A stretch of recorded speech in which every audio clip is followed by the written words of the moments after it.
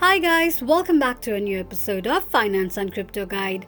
Today in this video, I'm going to show you how you can log into your Experian Business account. Keep watching the video till the end. To log into your Experian Business account, firstly go ahead and launch open any web browser of your preference.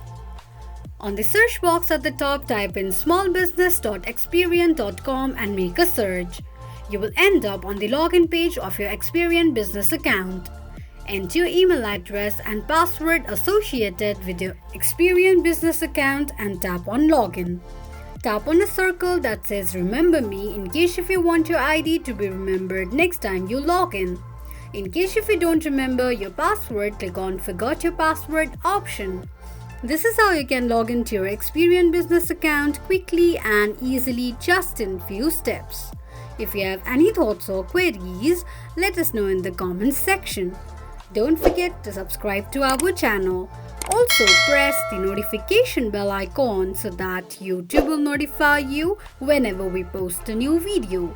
I hope this video was helpful to you. Thank you so much for watching.